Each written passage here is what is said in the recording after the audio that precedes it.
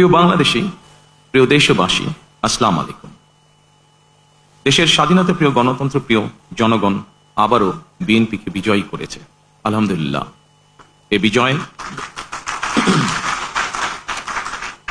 এ বিজয় বাংলাদেশের, এ বিজয় গণতন্ত্রের, এই বিজয় গণতন্ত্রকামী জনগণের। আজ থেকে আমরা সবাই স্বাধীন। আমি দেশের সকল জনগণকে জানাই আন্তরিক অভিনন্দন। সকল প্রতিবন্ধকতা মোকাবেলা করে আমরা দেশের গণতন্ত্র প্রতিষ্ঠার পথ সুগম করেছি। ফ্যাসিবাদের রেখে যাওয়া ভঙ্গুর অর্থনীতি, অকার্যকর করে দেওয়া সাংবিধানিক এবং বিধিবদ্ধ প্রতিষ্ঠান এবং দুর্বল আইন শৃঙ্খলা পরিস্থিতি, এমন একটি পরিস্থিতির মধ্যে দিয়ে আমরা যাত্রা শুরু করতে যাচ্ছি। আপনাদের স্বতঃস্ফূর্ত অংশগ্রহণের 1.5 দশকেরও বেশি সময় পর দেশে পুনরায় জনগণের সরাসরি ভোটে জনগণের কাছে জবাবদিহিমূলক সংসদ এবং সরকার প্রতিষ্ঠিত হতে যাচ্ছে। আর কোনো অপশক্তি যাতে দেশে ফ্যাসিবাদ কায়েম করতে না পারে, দেশকে তাবেদার রাষ্ট্রে পরিণত করতে না পারে, এজন্য আমরা সকলে ইনশাআল্লাহ ঐক্যবদ্ধ থাকবো এবং থাকতে হবে। জামাতে ইসলাম, এনসিপি, ইসলামী আন্দোলন বাংলাদেশ, জমিয়তুল ইসলাম, গণ অধিকার পরিষদ সহ 51টি রাজনৈতিক দল এই নির্বাচনে অংশগ্রহণ করেছিল। জাতীয় নির্বাচনে অংশগ্রহণকারী প্রতিটি রাজনৈতিক দলকেও আন্তরিক অভিনন্দন জানাই।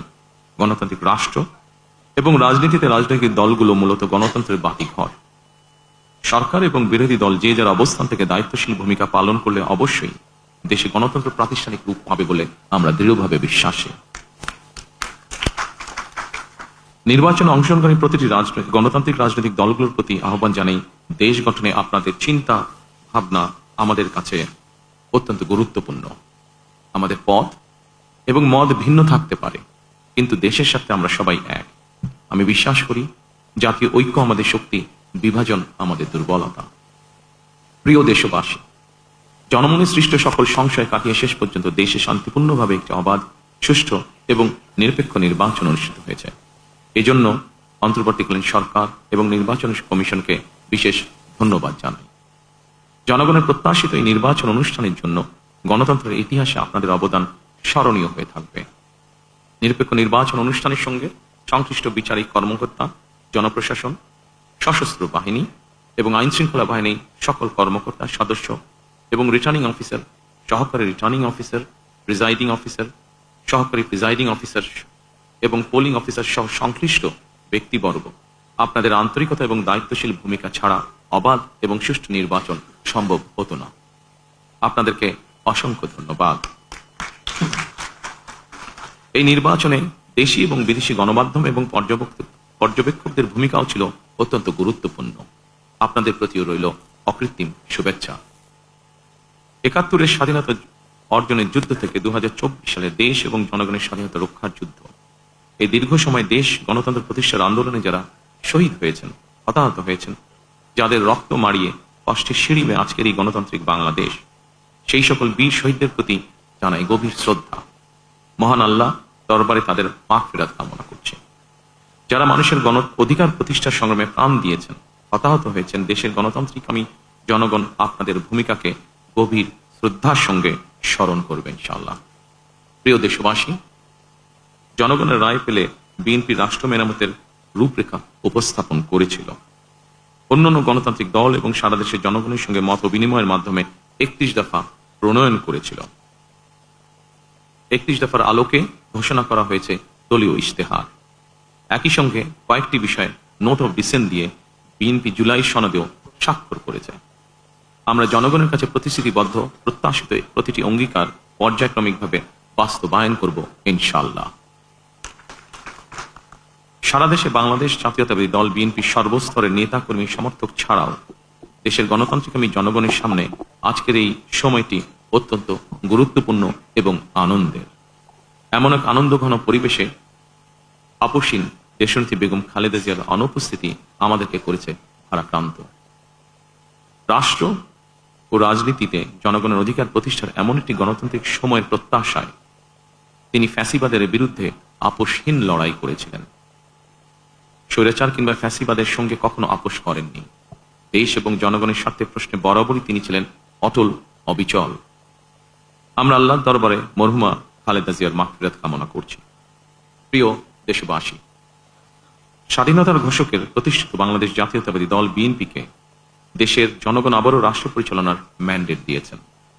জনগণ বিএনপির প্রতি যে বিশ্বাস এবং ভালোবাসা দেখিয়েছেন, এবার জনগণের জীবন মান উন্নয়নের জন্য নিরলস কাজের মাধ্যমে জনগণের এই বিশ্বাস এবং ভালোবাসার প্রতিদান দিতে আমাদেরকে ঐক্যবদ্ধভাবে কাজ করতে হবে। এবার আমি সারা দেশে বিএনপির সর্বস্তরের নেতাকর্মী সমর্থকদের ধন্যবাদ জানিয়ে বলতে চাই, শত নির্যাতন নিপীড়নের পরও আপনারা রাজপথ ছাড়েননি। গণতন্ত্র প্রতিষ্ঠারত সংগ্রামে অটুট ছিলেন, অনড় ছিলেন। এবার দেশ গড়ার পালা আমাদের।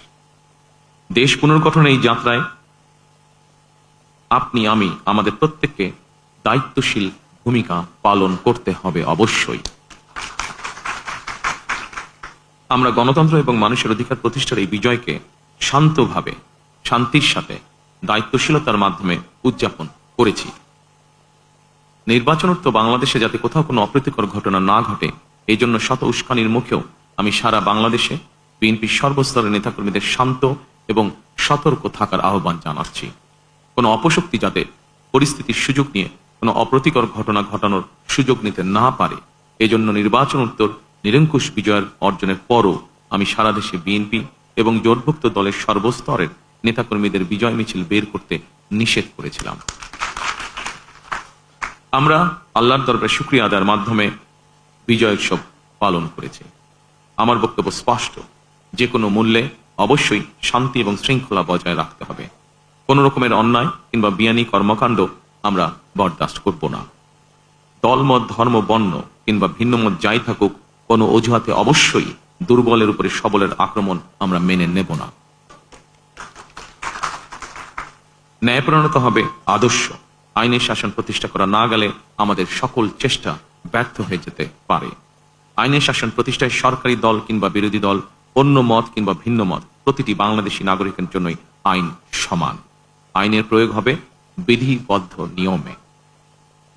নির্বাচনে একে অপরের বিরুদ্ধে কিংবা এক দল আরেক দলের বিরুদ্ধে প্রতিদ্বন্দ্বিতা করতে গিয়ে নির্বাচনের মাঠে হয়তো কোথাও কোথাও নিজেদের মধ্যে ভুল বোঝাবুঝির সৃষ্টি হয়ে থাকতে পারে। তবে এই ধরনের বিরোধ যেন প্রতিশোধ, প্রতিহিংসায় রূপ না নেয়, সে ব্যাপারে সবাইকে সতর্ক থাকার জন্য আমি আন্তরিকভাবে আহ্বান জানাচ্ছি।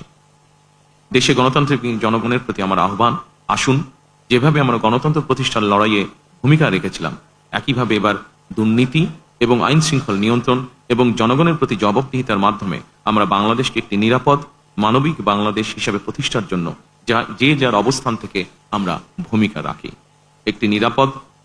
একটি নিরাপদ মানবিক গণতান্ত্রিক বাংলাদেশ প্রতিষ্ঠার যাত্রাপথে আমি ভিন্ন দল কিংবা ভিন্ন মতের সকলের সহযোগিতা কামনা করছি। বিশ্বের সকল গণতান্ত্রিক শক্তি, সকল প্রবাসী বাংলাদেশী এবং দেশের স্বাধীনতা প্রিয় জনগণের প্রতি আবারও বিজয় অভিনন্দন এবং ধন্যবাদ জানিয়ে আমার বক্তব্য শেষ করছি। আল্লাহ হাফেজ। বাংলাদেশ জিন্দাবাদ।